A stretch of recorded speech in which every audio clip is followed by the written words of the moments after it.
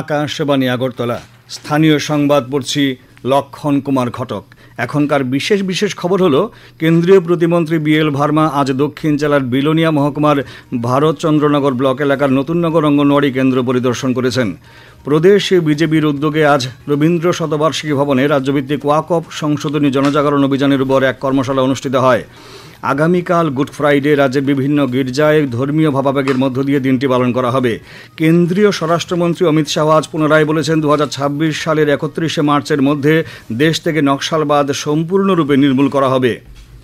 কেন্দ্রীয় খাদ্য, গণবন্টন এবং সামাজিক ন্যায় বিচার ও ক্ষমতায়ন মন্ত্রকের প্রতিমন্ত্রী বিএল ভার্মা আজ দক্ষিণ জেলার বিলোনিয়া মহকুমার ভারতচন্দ্রনগর ব্লক এলাকার নতুননগর অঙ্গনওয়াড়ি কেন্দ্র পরিদর্শন করেন।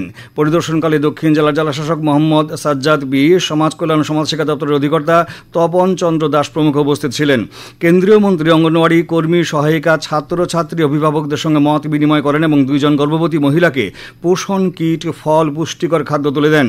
সরকারি সুবিধা থেকে মা বোনেরা যাতে বঞ্চিত না হন সে ব্যাপারে নজর রাখার জন্য কেন্দ্রীয় প্রতিমন্ত্রী আহ্বান জানান। इस अभियान को आगे बढ़ाएंगे और कोई भी माँ बहन हमारी छूटे नहीं, जिसके लिए हम इस पोषण की किट और उनको जो सुविधाएं सरकार से मिलने वाली है उनको हम न दें। सभी सुविधाओं से युक्त होकर के यहाँ पर इन बहनों को हम स्वस्थ रह करके बच्चे को जन्म देने के लिए सहयोग करने का काम करें। জনজাতি কল্যাণ মন্ত্রী বিকাশ দেববর্মা আজ করমছড়া বিধানসভা কেন্দ্রের অন্তর্গত মাচিলি এলাকায় নবনির্মিত একলব্য মডেল আবাসিক স্কুল পরিদর্শন করেন। মন্ত্রী শ্রী দেববর্মা বলেন, সরকার ইতিমধ্যেই রাজ্যে বিভিন্ন অঞ্চলে আরও 6টি একলব্য বিদ্যালয় স্থাপনের পরিকল্পনা করেছে। পরিদর্শনকালে মন্ত্রী বিদ্যালয়ের নির্মাণ কাজের গুণগত মান পর্যবেক্ষণ করেন। তিনি আমবাসার সাধুটিলার রামমোহন মেমোরিয়াল আশ্রম স্কুলের জনজাতি ছাত্রছাত্রীদের হোস্টেলটিও পরিদর্শন করেন।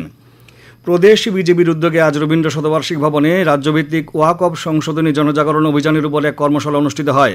কর্মশালায় উপস্থিত ছিলেন মুখ্যমন্ত্রী অধ্যাপক ডাক্তার মানিক শাহ, প্রাক্তন মুখ্যমন্ত্রী তথা সাংসদ বিপ্লব কুমার দেব, বিজেপির রাজ্য সভাপতি তথা সাংসদ রাজীব ভট্টাচার্য, বিজেপির সর্বভারতীয় সম্পাদক অনিল কে অ্যান্টনি প্রমুখ।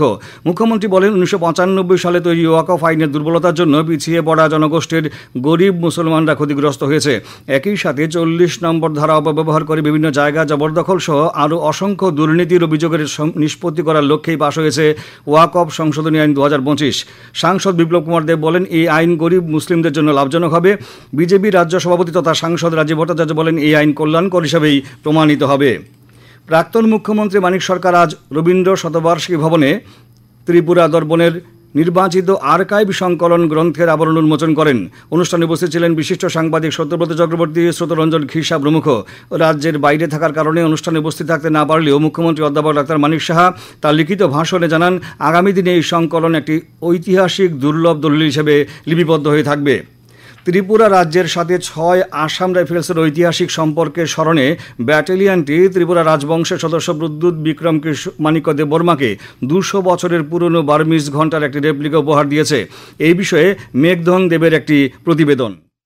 আসাম রাইফেলসের একজন লেফটেন্যান্ট কর্নেল মণিপুর থেকে রাজ্যে এসে গত 14 এপ্রিল ত্রিপুরা রাজবংশের সদস্য প্রদ্যুৎ বিক্রম মাণিক্য দেববর্মার হাতে 200 বছরের পুরানো বার্মিজ ঘণ্টার একটি রেপ্লিকা বা অনুকৃতি তুলে দিয়েছেন। 6 আসাম রাইফেলস প্রথমে বীর বিক্রম মাণিক্য ত্রিপুরা রাইফেলস নামে পরিচিত ছিল।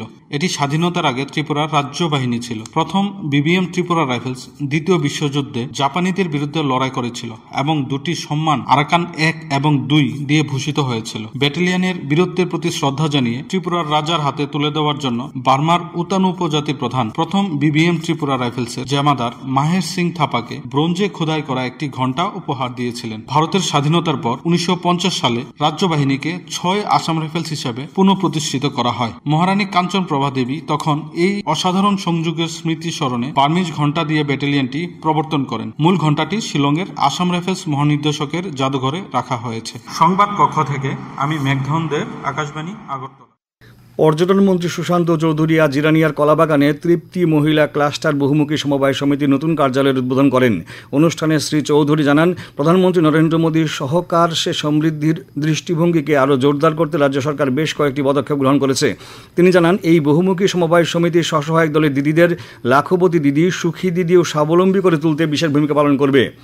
ঊনকোটি জেলা পরিষদ কার্যালয়ে আজ জেলা পর্যায়ের এক সভা অনুষ্ঠিত হয়। উপস্থিত ছিলেন ঊনকোটি জেলা পরিষদের সভাধিপতি অমলেন্দু দাস, সহকারী সভাধিপতি সন্তোষ ধর সহ জেলা পরিষদের সদস্যগণ, পঞ্চায়েত সমিতির চেয়ারপারসন সহ বিভিন্ন দপ্তরের আধিকারিকগণ। এখানে গত অর্থ বছরের কর্মধারা ও চলতি অর্থ বছরের কর্মপরিকল্পনা নিয়ে পুস্তিকা আনুষ্ঠানিকভাবে প্রকাশ করা হয়। অগ্নি নির্বাপক সপ্তাহ পালন উপলক্ষে অগ্নি ও জরুরি পরিষেবা দপ্তরের উদ্যোগে আজ ঊনকোটি জেলা সদর কৈলাসহরে মোটর বাইক র্যালি অনুষ্ঠিত হয়। অগ্নি নির্বাপক সপ্তাহের এবছরের ভাবনা হচ্ছে প্রজ্বলিত হতে একতাবদ্ধতা, অগ্নি বিপর্যয় মুক্ত ভারত। কৈলাসহর ফায়ার স্টেশন থেকে এই র্যালিটি শুরু হয়ে কুমারঘাট, কাঞ্চনবাড়ি পরিক্রমা করে ফের কৈলাসহরে শেষ হয়। খোয়াই জেলাতেও অগ্নি নির্বাপক সপ্তাহ পালিত হচ্ছে। এই উপলক্ষে আজ এক বাইক র্যালি অনুষ্ঠিত হয়। এই র্যালির মাধ্যমে অগ্নিকাণ্ডের প্রাথমিক প্রতিরোধ এবং প্রাকৃতিক দুর্যোগ মোকাবিলায় প্রয়োজনীয় পদক্ষেপ গ্রহণের উপর জনগণকে সচেতন করা হয়। রোমান স্ক্রিপ্টের দাবিতে রাজ্যের কয়েকটি জনজাতি ছাত্র সংগঠন এবং ত্রিপুরা মাথার ভূমিকা সমালোচনা করলেন কংগ্রেস বিধায়ক সুদীপ রায় বর্মন। আজ প্রদেশ কংগ্রেস ভবনে এক সাংবাদিক সম্মেলনে তিনি বলেন, এই ধরনের আন্দোলনের মাধ্যমে অধিকার আদায় করা যায় না। রোমান স্ক্রিপ্টের প্রতি আস্থা থাকলে গণতান্ত্রিক উপায়ে আন্দোলনের আহ্বান জানান। প্রাক্তন এমডিসি তথা অমরপুরের তপশিলি জাতি কংগ্রেস নেতা নির্মল চন্দ্র দাস আজ জিবি হাসপাতালে শেষ নিঃশ্বাস ত্যাগ করেন। মৃত্যুকালে তাঁর বয়স হয়েছিল 72 বছর। সকালে তার মরদেহ জিবি হাসপাতাল থেকে প্রদেশ কংগ্রেস ভবনে আনা হলে শেষ শ্রদ্ধা জানান প্রদেশ কংগ্রেস সভাপতি আশিস কুমার সাহা, বিধায়ক সুদীপ রায় বর্মন প্রমুখ। রাজ্যের বিশিষ্ট সাহিত্যিক তথা ত্রিপুরা মণিপুরী সাহিত্য পরিষদের প্রাক্তন সভাপতি রাজকুমার জিতেন্দ্রজিৎ সিংহ প্রয়াত। আজ সকালে ত্রিপুরা মেডিকেল কলেজ হাসপাতালে 86 বছর বয়সে তার প্রয়াণ ঘটে। মণিপুরী, বাংলা ও ইংরেজি ভাষার বিশিষ্ট প্রবন্ধকার রূপে তাঁর খ্যাতি ছিল। ত্রিপুরা রবীন্দ্র পরিষদ সহ রাজ্যের বিশিষ্টজনেরা তার প্রয়াণে গভীর শোক ব্যক্ত করেছেন। আগামীকাল গুড ফ্রাইডে। এই দিনে প্রভু যিশুকে ক্রুশবিদ্ধ করা হয়। খ্রিস্টান ধর্মাবলম্বীদের মতে একাধারে এটি একটি দুঃখের এবং পবিত্র দিন। রাজ্যের বিভিন্ন গির্জায় ধর্মীয় ভাবাবেগের মধ্য দিয়ে দিনটি পালন করা হবে। এ খবর শুনছেন আকাশবাণী আগরতলা কেন্দ্র থেকে। আকাশবাণী সংবাদের আপডেট পেতে লগ ইন করুন www.newsonair.com এবং নিউজ অন এআইআর অ্যাপ এবং টুইটার ও ফেসবুক প্ল্যাটফর্মে এআইআর নিউজ অ্যালার্টসে। ইউটিউবে লক্ষ্য করুন নিউজ অন এআইআর অফিসিয়ালে। এছাড়াও আকাশবাণী আগরতলার সংবাদ আপডেট পেতে দেখুন টুইটার বা এক্স হ্যান্ডেলে আকাশবাণী নিউজ আগরতলা, ফেসবুকে এআইআর নিউজ আগরতলা এবং ইউটিউবে আকাশবাণী নিউজ আগরতলা। প্রধানমন্ত্রী নরেন্দ্র মোদী আগামী 27 এপ্রিল রবিবার আকাশবাণীতে মন কি বাত অনুষ্ঠানের 121তম পর্বে দেশ ও বিদেশের মানুষের সঙ্গে তাঁর চিন্তাভাবনা ভাগ করে নেবেন।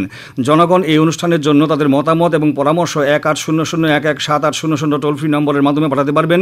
নরেন্দ্র মোদী অ্যাপ অথবা মাই গভ ওপেন ফোরামের মাধ্যমেও মতামত জানানো যাবে। এই পরামর্শ এই মাসের 25 তারিখ পর্যন্ত গ্রহণ করা হবে। এছাড়াও 1922 নম্বরে মিস কল দিলে যে লিঙ্ক পাওয়া যাবে তাতেও SMS করা যাবে। কেন্দ্রীয় স্বরাষ্ট্রমন্ত্রী অমিত শাহ আজ পুনরায় বলেছেন 2026 সালের 31 মার্চের মধ্যে দেশ থেকে নকশালবাদ সম্পূর্ণরূপে নির্মূল করা হবে এবং এই লক্ষ্যে সিআরপিএফ জওয়ানরা অতিরিক্ত গুরুত্বপূর্ণ ভূমিকা পালন করবেন। শ্রী শাহ আজ মধ্যপ্রদেশের নিমুচে সিআরপিএফের 86তম প্রতিষ্ঠা দিবস উপলক্ষে আয়োজিত অনুষ্ঠানে ভাষণ দিচ্ছিলেন। দেশের নিরাপত্তায় সিআরপিএফের ভূমিকার কথা উল্লেখ করে শ্রী শাহ বলেন, কাশ্মীরে সন্ত্রাসবাদীদের বিরুদ্ধে লড়াই হোক বা উত্তর পূর্বে শান্তি প্রতিষ্ঠায় নিয়োজিত থাকা সকল অভিযানে সিআরপিএফ জওয়ানরা বিশাল অবদান রেখেছেন। এখনো পর্যন্ত 2264 জন জওয়ান দেশ রক্ষায় তাদের জীবন উৎসর্গ করেছেন। অনুষ্ঠানে শ্রী শাহ জওয়ানদের বীরত্বপূর্ণ পুরস্কারে সম্মানিত করেন। তিনি শহীদ স্থলে শহীদদের প্রতি শ্রদ্ধা নিবেদন করেন এবং কুচকাওয়াজ পরিদর্শন করেন। অনুষ্ঠানে মধ্যপ্রদেশের মুখ্যমন্ত্রী ডক্টর মোহন যাদব এবং সিআরপিএফের মহানির্দেশক জ্ঞানেন্দ্র প্রতাপ সিং উপস্থিত ছিলেন।